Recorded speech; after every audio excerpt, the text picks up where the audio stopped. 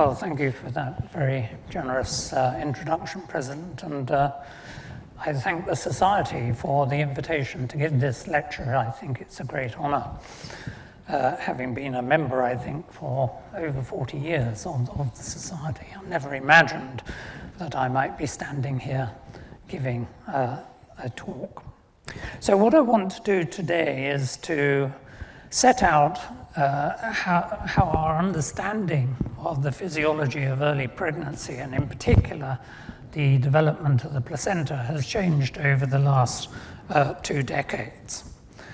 As those of us in the field always start our grant applications with the words that the placenta is the most important organ and yet the least understood. Important because it is essentially the life support system that maintains us during our intrauterine period of life. Everything that passes from the mother to the baby must pass through the placenta. And equally, the placenta is a major endocrine organ that is orchestrating the maternal and metabolic adaptations to a pregnancy. So it's an absolutely essential organ. The least understood, though, because it is inaccessible, and we don't have very good animal models that really recapitulate the human situation. Nonetheless, the importance of the placenta has been known for many years. This is generally held to be the earliest depiction of the placenta, and it comes from a clay palette, the Nama palette, which dates from about 3,400 years BC, and it shows the pharaoh of Lower Egypt in a royal procession preceded by 4 royal standard bearers, the last of which is thought to be carrying a representation of the pharaoh's placenta. It's a bilobed organ here, which is not an unusual variant of the human situation, with the umbilical cord dependent. Whether that is true or not, and we don't really know, it is true to say that the Egyptians did believe in the duality of souls, and that the external soul resided in the placenta. And so you had to carefully preserve the placenta after the birth of the child or the pharaoh, because on death you needed to be reunited with the other soul so that you were complete to pass on to the afterlife. So pharaohs are well known to have mummified the placenta and to actually incarcerate the organ in a separate tomb so that they could find it again to go on to the afterlife. A number of other societies, though, also respect the placenta, and there are many rituals around the world that did deal with preserving the placenta and respecting it after the birth of a child. Because if you don't respect it, the child is believed to become ill, and so various rituals, placenta jars, these sort of things are preserving the placenta again so that they can be reunited and pass on to the afterlife. The scientific aspects of placentation were really highlighted in the last few years by the work of David Barker. David Barker was an epidemiologist at the University of Southampton, and he was investigating coronary heart disease in the 1960s, early 1970s. And what David found was that the highest incidences of coronary heart disease were in the industrial areas of South Wales, Northwest England, and Northeast England.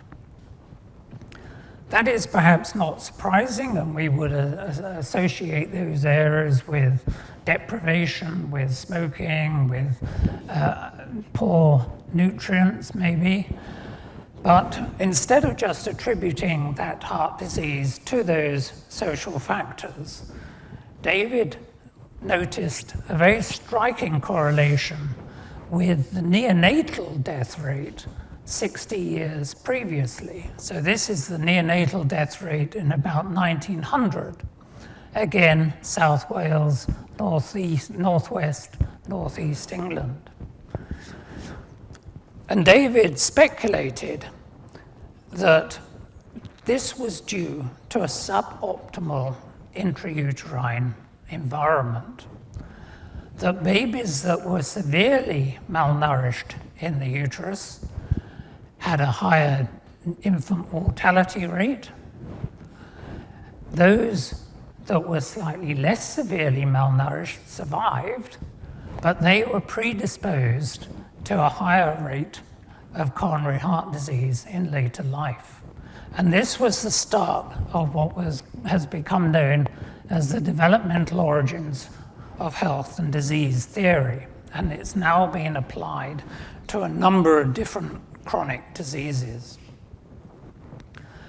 To test this, David went back to records in Hertfordshire, where the midwives had collected extremely detailed data about the births around the turn of the century.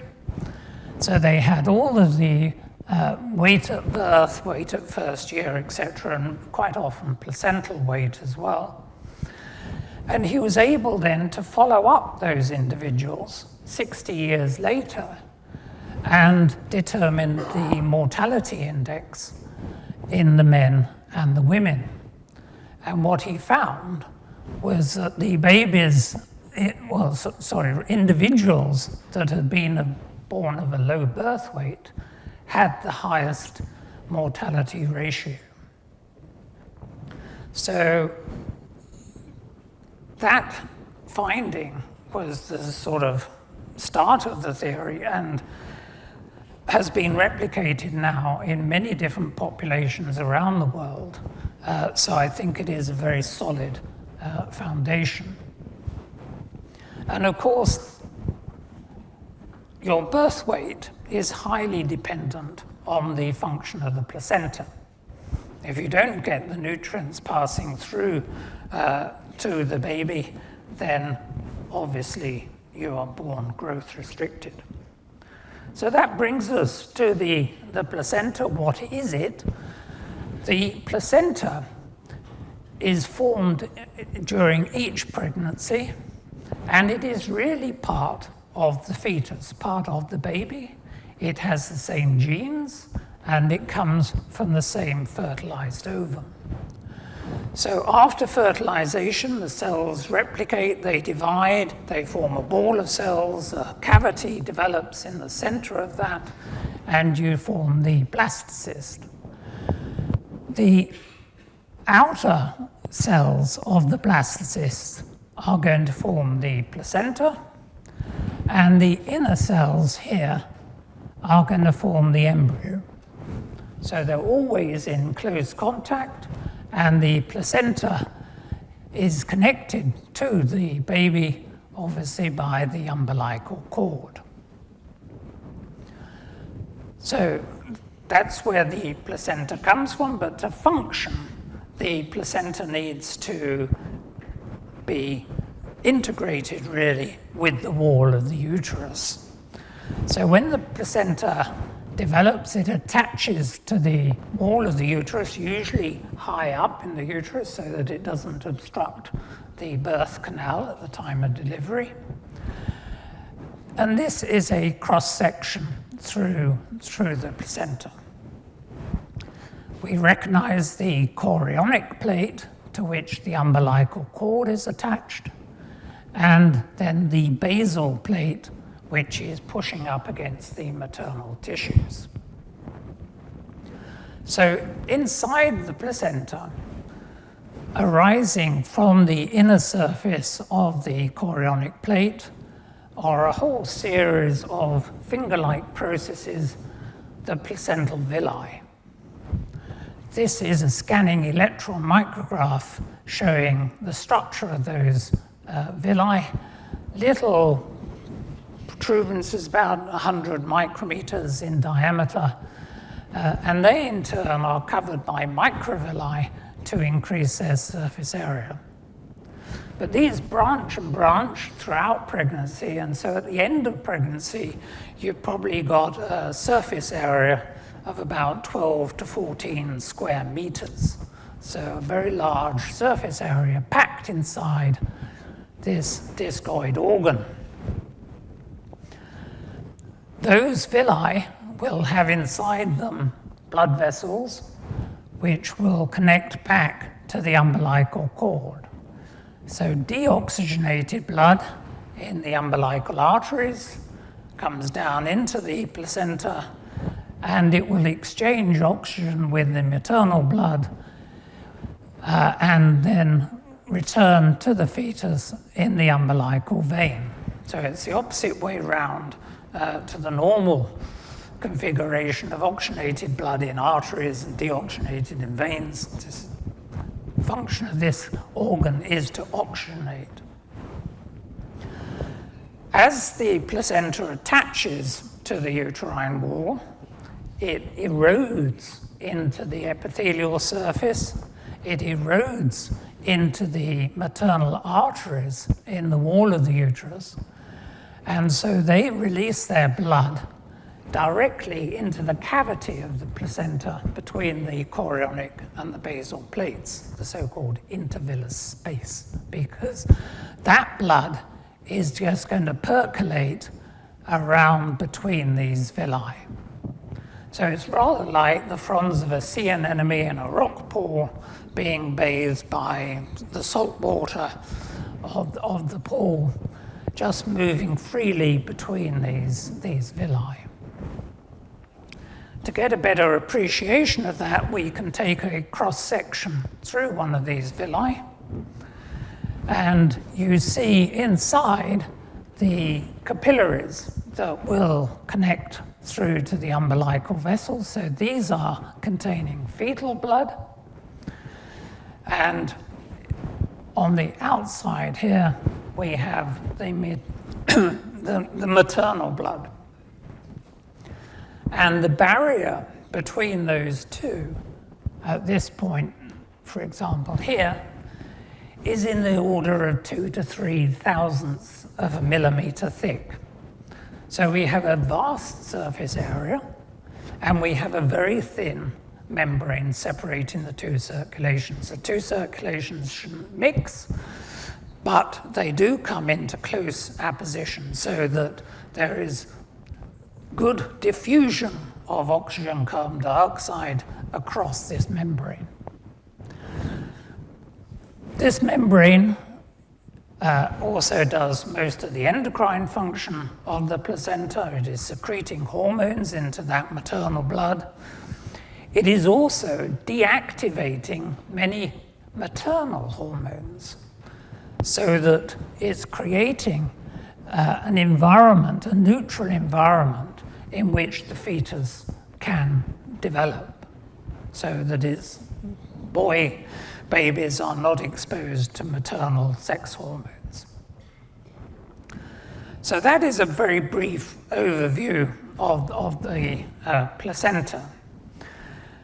It is obviously, through that architecture, designed to support the baby, provide nutrients.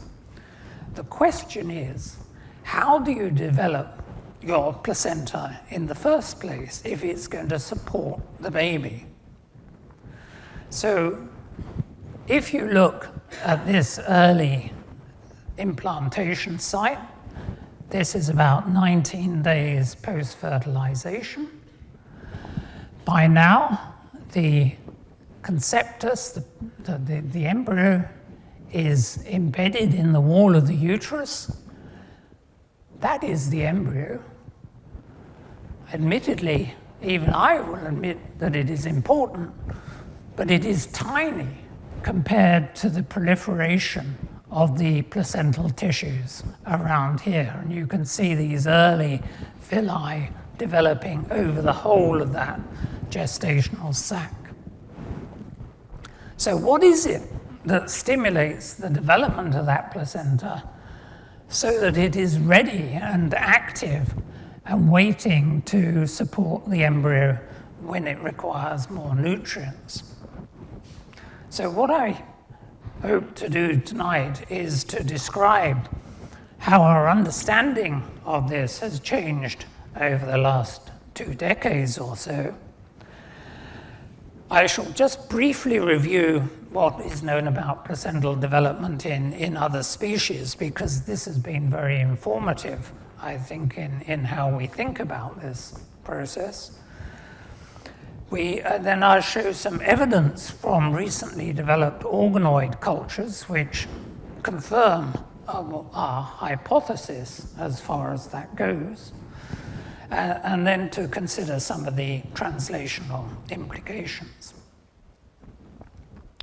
So, to start with, I need just to cover how the embryo is supported with nutrients. So fertilization occurs in the ampullary end of the fallopian tube. And then after fertilization, the fertilized egg divides, forms that ball of cells, and finally becomes that blastocyst. And it takes about 7 days for that fertilized egg to move into the uterus. It is rolling along, and it is going to be supported by secretions from the wall of the fallopian tube, the oviduct. When it comes into the uterus, equally the lining of the uterus contains numerous glands, and those glands produce what has been called uterine milk, because they are very lipid rich in domestic species, and so they appear white. And if to give you a good impression really of what uterine milk is, this is a view into the uterus of a horse at about 5 weeks of pregnancy. The embryo, the conceptus, is still a spherical object. It is not attached in any way. There is no placenta at this stage. This is the wall of the uterus, the endometrium, and between the endometrium and the conceptus, you see these white secretions, this uterine milk. And that's been known in domestic species for centuries. Walter Needham is thought to be the first person to have used the term uterine milk. So what happens in the human? Well, 7 days after fertilization, the embryo pops into the uterus, and then it implants into the wall of the endometrium. So here it is, and you can see that it is eroded through the epithelium and is now in the wall of the uterus. And this is about day 12 post-conception, so this is 2 or 3 days after it's come into the uterus, it's burrowed in, and it is now almost completely sealed off from the cavity of the uterus. As it erodes in, as I say, it comes across maternal blood vessels. It will erode into those maternal blood vessels, releasing maternal red cells and white cells into spaces within the developing placenta. So histologically, we classify this as a so-called hemochorial placenta. It is blood, heme, against the chorion, which is the trophoblast, essentially. So in the human, the period of hystotroph, this taking up of secretions from the uterine glands, has always been considered to be very short, because by day 12, the embryo is now completely separated from the uterine lumen, which is where those secretions were thought to be. And so how can it possibly be reliant on those? And of course, we're seeing maternal red cells and blood in these cavities, so it looks like there's a circulation. Now, that has been the dogma since the sort of late 19th century, early 20th century, and to appreciate why, I think we need just to spend a second looking at other species, because the human form of implantation is almost unique. Only the great apes have a similar form of implantation. The majority of species, the embryo does not invade, it remains within the uterine lumen, and placentation occurs simply by the expansion of the membranes, and they are pushed up against the uterine epithelium. So here is the histology. There's no erosion. We've got fetal capillaries, we've got maternal capillaries, and so this is called an epitheliochorial placenta. And that is majority of cases, but certainly sheep, ruminants, horses.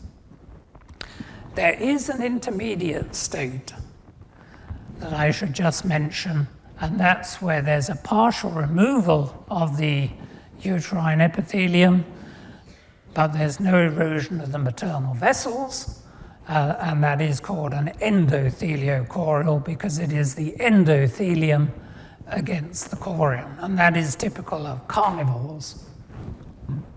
So the early sort of comparative placentologists, when they observed this difference between species, assumed that this was an evolutionary progression. We have the sheep and the pig, which are still out in the fields, with a non-invasive epitheliochorial placenta, and yet we are here tonight with our more intimate hemochorial placenta and the invasion. So J.P. Hill, who wrote a very influential treatise on the evolution of the primates, said that of human implantation, in this way the primate germ reaches the acme of its endeavor to maintain itself in the uterus and to obtain for itself an adequate supply of nutriment at the earliest possible moment. And that, I think, was what it was voices like that that really led to this assumption that the human was the pinnacle of evolution and that we had this early onset of blood flow. The challenge to this, or at least the early onset of blood flow, came from a Belgian pair, Jean Houstan and Jean-Pierre Scaps. Houstan was a pathologist, Scaps was an obstetrician. And the team were working in the late 1980s on chorionic villus samples. Chorionic villus sampling is where you take a small fragment of the placenta, shown here, those placental villi, and they are used for genetic diagnosis. This is an alternative to amniocentesis. But the technique was just being developed, and Jean Houstan was rather puzzled by the fact that some of the samples he received were very clean, like this, but others were somehow contaminated with maternal blood. And so he had a word with the obstetrician, Jean-Pierre Scaps, and said, can I come into theatre and just see how you're taking these samples, just check that you're going in the same place and they're coming from the placenta. And what they realized was, yes, these were genuine samples collected in exactly the same way, but he began to realize that the quality or the condition of the samples depended on the age of the pregnancy at which they were taken. Those that were taken early in pregnancy were clean, those that came from later pregnancies had maternal blood. So they set up a series of investigations. First of all, with Doppler ultrasound, which can assess the rate of flow. What they were able to do at 8 to 9 weeks of pregnancy was to detect significant flow in the umbilical cord. They could detect flow in the wall of the uterus, but they could not detect flow in the substance of the placenta. And yet when they did the same investigations, 12 to 13 weeks, there was flow. They then had some pregnant hysterectomy specimens. They injected a radiopaque medium into the uterine arteries. They got good filling of the uterine vasculature, but at 8 to 9 weeks there was no filling of the placenta, and yet at 12 to 13 weeks there was filling. And finally they actually introduced an endoscope, a hysteroscope, into the cavity of the placenta.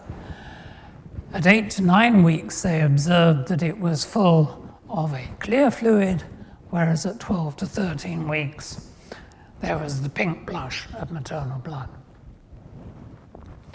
Now this was very controversial at the time, and each of these techniques was criticized. Of course, it's the sensitivity of the instrument. Here, well, you've got ex vivo contraction of the uterine arteries. It's obvious. And here, well, you were washing the endoscope, you were washing the blood away. No, they were done exactly the same. So the controversy continued, and then there were two pieces of evidence which really swung the argument. One was the measurement of oxygen concentrations actually within the placenta. And these were performed by another Belgian, an obstetrician, Eric Jonieu, who I was collaborating with for other reasons. But what he did was to introduce a multi-parameter probe which had a PO2, a PCO2, a pH, and a temperature sensor in the tip.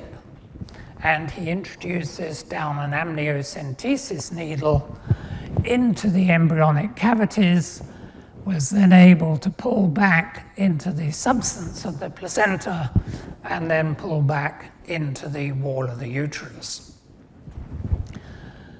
This is the sort of trace we obtained. This is PO2. This is when he was in the amniotic cavity. You can see how stable that is over a period of about 5 minutes.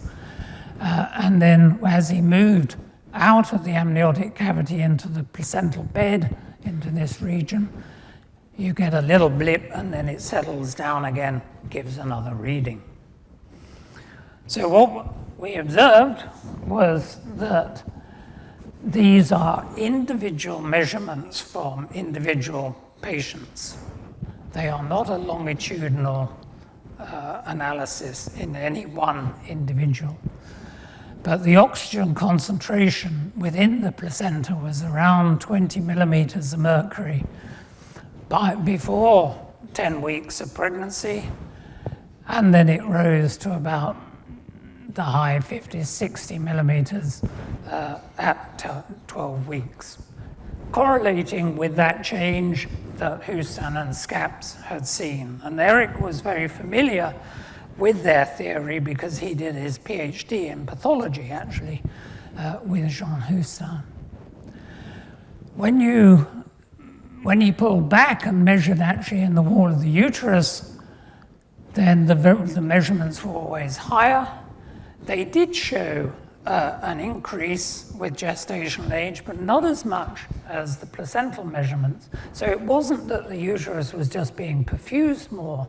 There was a difference in the communication between the uterine vessels and the placenta.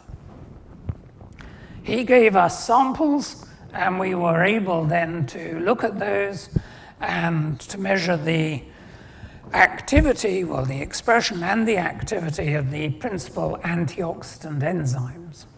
So glutathione peroxidase is one of your antioxidant enzymes, and again, that showed an increase with gestational age. So the placental tissues were really feeling that change in oxygenation. So that was first piece of evidence.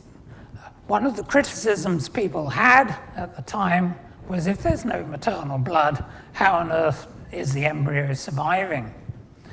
And so we were able to provide the evidence that, in fact, that uterine milk that we saw in the horse is actually delivered into the cavity of the placenta in the human. So in Cambridge, we're fortunate to have an archival collection of placenta in situ samples, which were collected by Dixon Boyd when he was professor of anatomy in the 60s and in the 60s.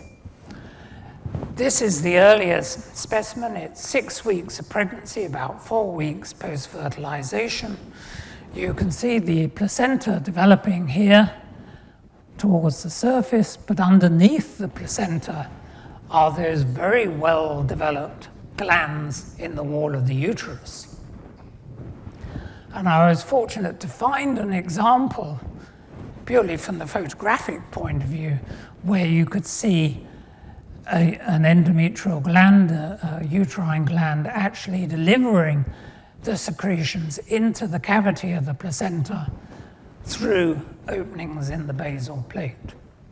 So that period of histotrophic nutrition, which has always been attributed to the first 12 days, perhaps, in the human, we now think is going forwards to about the first trimester, the first 12 weeks of pregnancy. So quite a radical change. Is that important?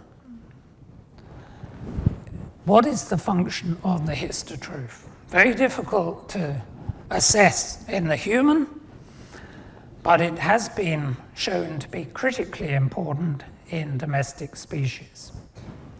Because the uterine glands develop after birth, you can take a female neonate and give them high doses of sex steroids, and that suppresses the development of the uterine glands. So this is work done by Tom Spencer's group in the States. They've taken a sheep neonates, and they expose them to high levels of norprogestin. This is the control, and you can see the cross-sections of the glands there. Here is one that has got slightly less development, even less development, and virtually no glands at all. They call this a uterine gland knockout. It's not a genetic knockout, it's suppression with these steroid hormones. The sheep are fertile in that they can be mated, and then you can flush the uterus after a few days, and what they found was almost a dose-response curve. In the normal individuals, they had 2 expanded conceptuses. In the sheep, the conceptus expands rapidly to make that contact with the uterine wall. Slightly less well-developed, they got 1 expanded conceptus. In the poorer ones, 1 non-expanded, and here no conceptuses at all. What I think, so clearly having the glands and those secretions is absolutely essential to the development of the embryo. What I think is more exciting is that the same group were able to show that the composition of those secretions changed with pregnancy. So that here you're looking at sections of the uterus, and you can see the cross sections of the glands there in the bright field. In this panel, there's an in situ hybridization showing the mRNA that is encoding what are generically known as uterine milk proteins. And you can see that there's very little signal, even though the glands are present in the early pregnancy. This is day 15 of pregnancy. Day 17 of pregnancy, the whole thing lights up for these milk proteins, and that persists for longer. That upregulation of the uterine milk proteins is associated also with an upregulation of the prolactin receptor on the cells of the glands. So that similar sort of change in expression. So here we have some evidence that the glands are increasing their activity in early pregnancy, producing more uterine milk to nourish the conceptus. Further evidence of a change came from Twink Allen's group in Newmarket with the horse. And they were looking here not for just uterine milk proteins, but for actual growth factors. These are proteins that will stimulate cell proliferation and division.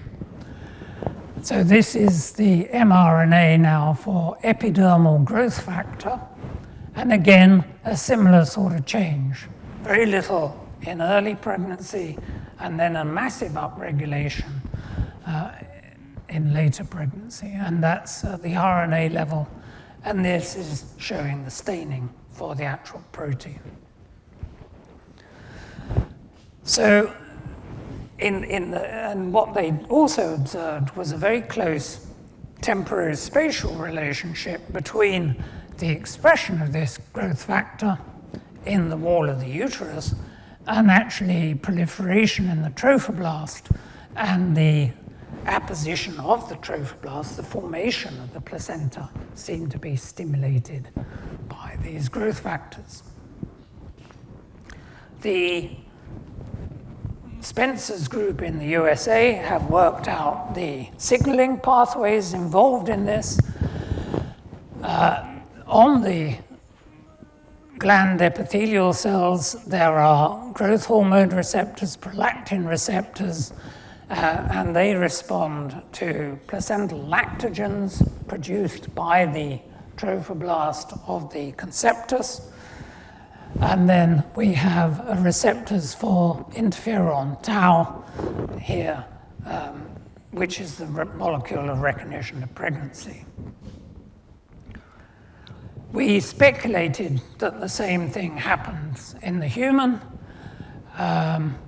We have the same repertoire of receptors. We would have HCG, human chorionic gonadotrophin, instead of interferon tau. But is there any evidence that this signaling actually happens? Well, it's been known for many years that the epithelial cells of the glands adopt a very different phenotype in early pregnancy. They become hypertrophied and hypersecretory.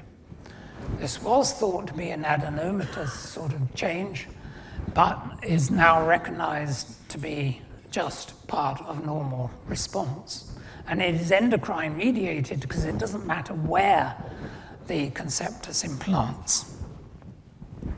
At the same time, we see huge amounts of glycogen as a substrate for the early placenta. Oh, sorry. And if we do immunohistochemistry on the endometrium, we can see that they are immunopositive for a number of growth factors, such as leukemia, inhibitory factor, vasculoendothelial growth factor, epidermal growth factor again. So the right things are in the right place at the right time, but that doesn't really give you confirmatory proof. That came, I think, or harder proof came when we were able to derive endometrial organoids from the human. And this was work done principally by Margarita Turco, who was working with Ashley Moffat in pathology, and Miriam Himberger, who was then at the Babram Institute. And Margarita was able to derive these organoids from samples of both the proliferative endometrium at various phases of the cycle. When you stimulate those organoids with estrogen and progesterone, the transcript profile undergoes a major change, and we see upregulation of the RNA encoding two of the principal components of uterine milk in the human, glycodelin and osteopontin. That upregulation is further augmented if you mix in some of the hormones of early pregnancy, such as human placental lactogen, HCG is there, and prolactin. And if you put them all together, you get a massive response. And again, those RNA changes are actually translated into changes in protein. We see more osteopontin being secreted into the culture medium. With estrogen and progesterone, we see more glycodelin in the organoid lysates with estrogen, progesterone. And then coming back to that epidermal growth factor, which was, I think, so important in the horse, Teresa Sindrova-Davis in the lab has been able to show that the RNA encoding EGF is upregulated again with that cocktail of hormones. You see that at the protein level, and again, as in the horse and the sheep, where we saw the regulation of the prolactin receptor, we see upregulation of the receptor in these organoids. So this is, we know that EGF, if you apply it to the early villi, it stimulates proliferation of the trophoblast cells. This was work done many years ago by a Japanese group. So this is our sort of working model. We have the placental villi here secreting HCG and human placental lactogen signals down to the glands. And the glands then produce growth factors and nutrients which feed back to the trophoblast and stimulate its proliferation. And rapid proliferation is very important at this level here, because it is these cells at this level which actually plug the maternal arteries during the first week of pregnancy and stop that flow of blood into the placenta that we saw with Houston and Scaps. So here is an artery, for example, and you can see it is full of trophoblast cells, full of these cells, and that is effectively stopping inflow of blood during the first few weeks of pregnancy. The importance of that was shown here. So Eric did a very simple set of observations. He took just simple grayscale ultrasound and said at 8 to 9, 10 to 11, or 12 to 13 weeks, he divided the placenta into 3 zones, depending on where the umbilical cord was attached. Do I see moving echoes indicative of blood flow in either the central or the peripheral region? So at 8 to 9 weeks, he only saw it in 9 out of 25 cases. 12 to 13 weeks in 18 out of 20. So yes, progressive onset of blood flow. But what was particularly interesting was that the flow seemed to start in the periphery of the placenta, and the plugging of the arteries is least extensive in those areas. So this is mapping out trophoblast invasion across the placental bed. It is obviously most extensive in the central region, where the placenta has been established for longest. He then did the same with cases of miscarriage, which are cases where the obstetrician does the ultrasound scan at 10 to 12 weeks, but unfortunately the fetal heart has stopped, but the products have not yet been miscarried. When you did the same study in these cases, he saw flow in 22 out of 25 cases. And not only was there precocious blood flow, but it was throughout the whole of the placenta. It was certainly not in the periphery. So here, you're getting very early and you're getting very disorganized onset of blood flow, and that is causing damage to the early placental tissues. The placenta dies, and then the fetus dies. And when you look at the histology of those, that shell from which these plugs are derived is deficient in about 70% of cases. So there is a correlation both in the normal situation, less plugging, early onset of flow, and in the pathological situation where you get deficient development of the shell and early onset of blood flow. So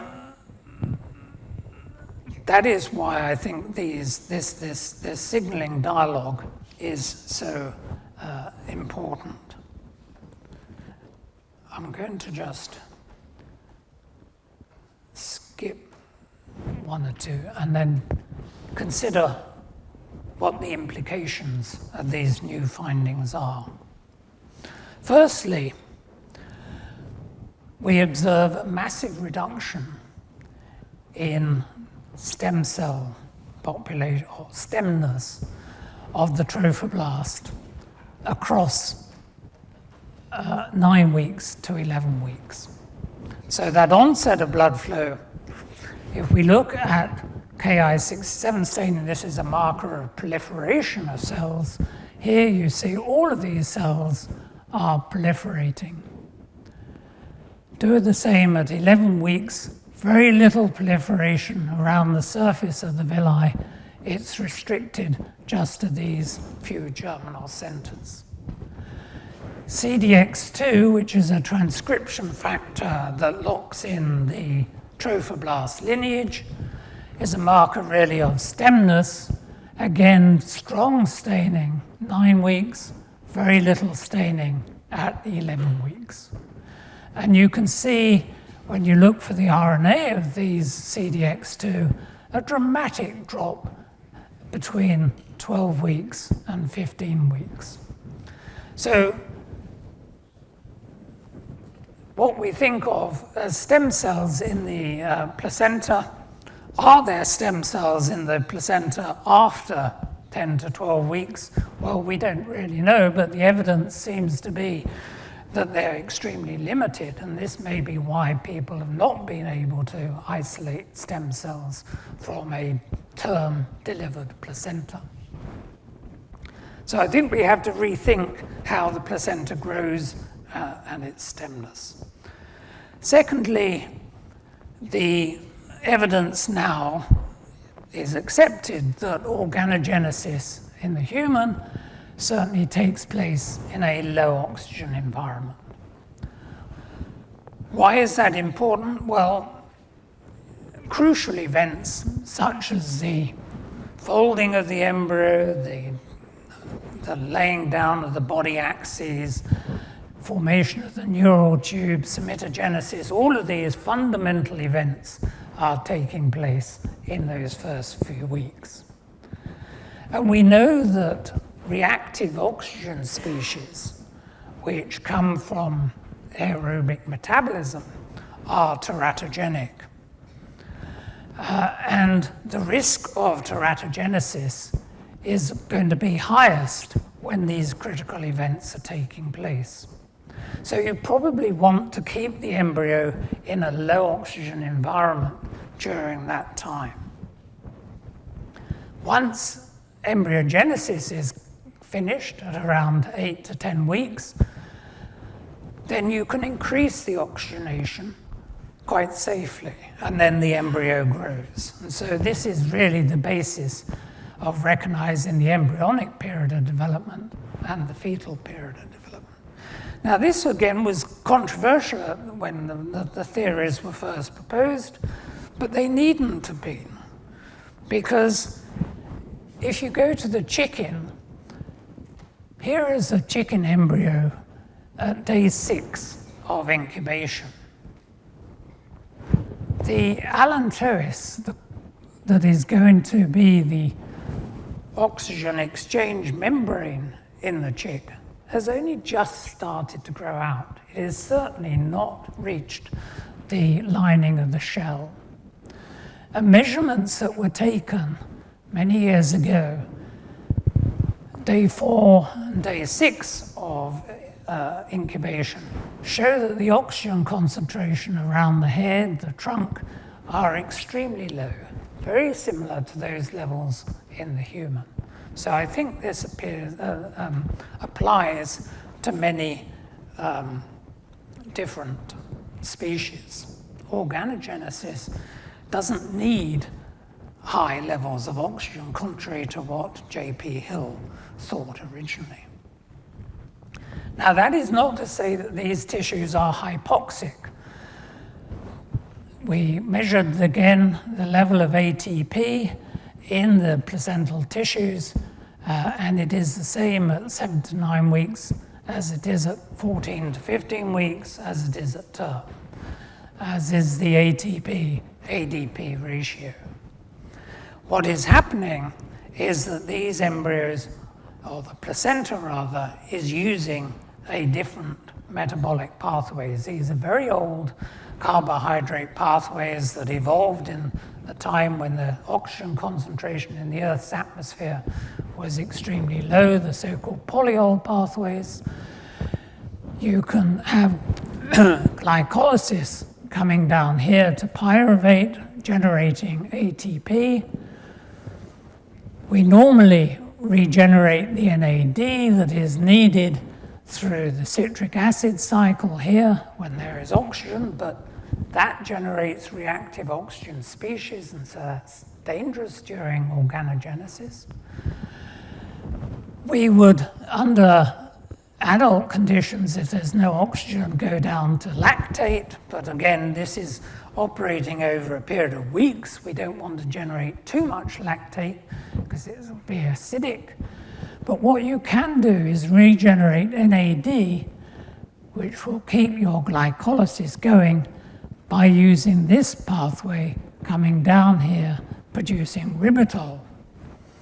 And the concentration of ribitol in the embryonic fluids and in the amniotic fluid is extremely high compared to that in the maternal serum. So these placental pathways are very old. They're regenerating. They're providing us with plenty of energy for rapid proliferation. The third implication is just that the importance of that histotroph and the endometrium. In many species, the trophoblast produces both prolactin and growth hormone. In the human, the growth hormone and placental lactogens come from the trophoblast, but it is the decidua that produces prolactin. So what you're doing is introducing the decidua into the signaling loop. The placenta signals to the corpus luteum. Corpus luteum produces progesterone. The progesterone decidualizes the endometrium, producing prolactin going to the glands. When we look at decidualization, that's what we mean, the transformation of these rather nondescript cells into these huge secretory cells which are producing the prolactin. And there is now a number of papers that are coming out that are suggesting complications of human pregnancy are not so much to do with bad placental development, but are actually related to poor decidualization. Now, there's much more to decidualization than just histotroph, but it makes you think, is there insufficient stimulus of that early placental development? The only evidence we have is that certainly in cases that are going to miscarry, if you measure placental volume, it is always smaller and the placenta grows at a slower rate. So whatever is stimulating it is stimulating it slightly less. So how can we ensure good endometrial well-being? Well, we were able actually to develop organoids, not just from biopsies of the endometrium, but also from menstrual flow. This was the work of Teresa Sindrova-Davis again. So you can assess endometrial function now non-invasively, simply by culturing from collecting the flow and culturing. And those organoids respond to the hormones in the same way, and they produce huge amounts of glycogen. And the final point is, what about those evolutionary biologists thinking that the human is the acme of development? Well, molecular phylogenetics has produced various dendrograms. Here are three slightly different ones, but what they all agree on is that the ancestral mammal had either a partially invasive endotheliocorial placenta, or they had a hemocorial placenta. They did not have an epitheliochorial placenta. So that isn't the primitive state, that is actually a derived state that has evolved by convergent evolution in a number of different orders, including the Galago amongst the primates. So that has turned the whole of the evolutionary story on its head.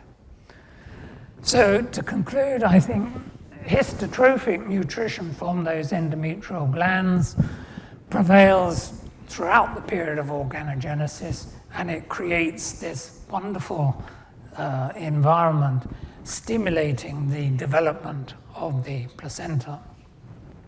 We have a feed-forward system whereby hormones from the placenta stimulate the glands and produce growth factors. The corollary of that may be that deficient function of the endometrium during early pregnancy predisposes to later complications through poor development of the placenta, going back to the work of David Barker. And therefore, ensuring that the endometrium is in an optimal condition prior to conception should be a healthcare priority. And I think, lastly, human physiology of early pregnancy is very much more similar to that of other species, although very morphologically different. Physiologically, it's similar, much more similar than we previously anticipated. So finally, just to acknowledge many of those who have done the work, I think I've hopefully mentioned those as we've gone along. So thank you for your attention.